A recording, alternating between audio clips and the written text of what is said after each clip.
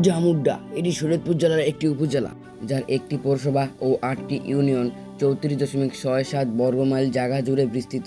এর পাশের উপজেলাগুলো হলো ভেদেরগঞ্জ, গোসাইরহাট। এখানে রয়েছে একটি বাজার।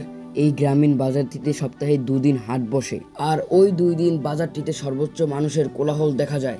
জামুড্ডা উপজেলাটি 1982 সালে গঠিত হয়। এটি পূর্বে মাদারীপুর মহকুমার অংশ ছিল, পরে তা শরীয়তপুর জেলার অধীনে আসে। ডামুড্ডা নামকরণের পিছনে প্রচলিত ইতিহাস অনুযায়ী এই অঞ্চলের বিশিষ্ট ব্যক্তি বা দেওয়ানদের নামের সাথে এই নামের সম্পর্ক রয়েছে, তবে নির্দিষ্ট কোনো প্রামাণ্য দলিল না থাকায় এটি স্থানীয় মুখে মুখে চলে আসা একটি গল্প।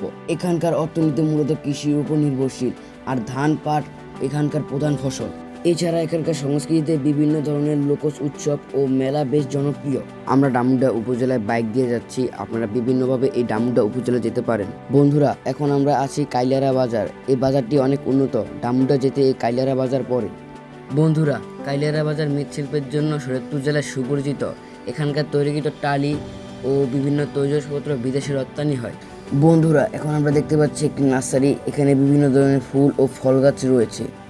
বন্ধুরা, এখন আমরা যে ব্রিজ দিয়ে যাব, সেই ব্রিজটি জয়ন্তী নদীর ওপর স্থাপিত হয়েছে। এই যে দেখতে পাচ্ছেন ব্রিজটি, এই ব্রিজটি ডামুড্ডা যেতে পড়ে। এই যে আমরা ডামুড্ডা উপজেলায় চলে এসেছি, এটি হচ্ছে ডামুড্ডা বাজার।